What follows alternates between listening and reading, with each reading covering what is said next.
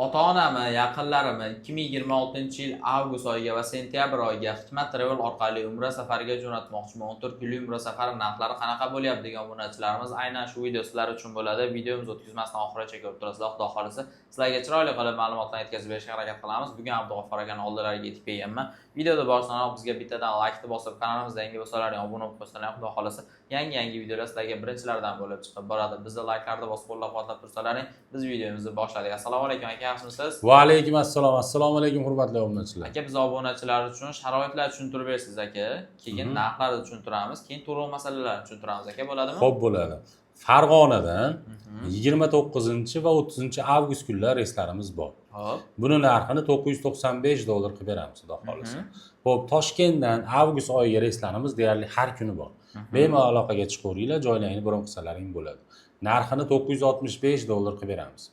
Toshkentdan sentyabr oyiga bormoqchi bo'lgan obunachilarimiz uchun sentyabr oyiga 4-sentyabr kuni bor, 5-sentyabr, 6-7, 8, 11, 12 sentyabr kunlari Toshkentdan reyslarimiz bor. Buni narxini $965 qilib beramiz, xudo xolisa. Namangandan sentyabr oyiga reyslarimiz kunlari 3-sentyabr, 10-sentyabr, 17-sentyabr va 24-sentyabr kunlari reyslarimiz bor. Buni narxini $995 qilib beramiz, xudo xolisa.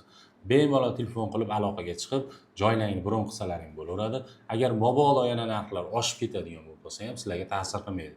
Bron qilgan narxlaringda uchib ketaverasizlar, xudo xolisa. Zo'r, gap yo'q. To'lov masalasi qanaqa endi aka sizlarda? Xo'p, to'lovlarimiz xohlasalaring ofisimizga kelib to'lov qilinglar. Ofisimizning manzillari Toshkentda bor, Andijonda bor, Farg'onada bor. Kelib, rasmiy kassalarga to'lovlarni qilib, kvitansiyalarni olib ketishlaring mumkin. Yo'q, bizga uzoqlik qiladi ofislaring deydigan obunachilarimiz uchun onlayn joylarni bron qilsalaring ham bo'laveradi. Rasmiy hisob raqamlar beramiz. Jindekkina zakolat summa tashlab berasizlar viza puliga, qolganini aeroportda beraverasizlar, xudo xolisa. Zo'r. Endi aka borishgandan keyin shart-sharoitlari qanaqa bo'ladi endi? Xo'p, sharoitlarimiz Madina Munavvarada 200 metrdan 400 metrgacha gостиницаlarimiz uzoqligi, Makka Mukarramada 1 kilometrdan 3 kilometrgacha. Xo'p, lekin avtobus xizmatlari yo'lga qo'yilgan. Undan tashqari joylashuvlar 4 kishilik va 5 kishilik joylashuvlar bo'ladi.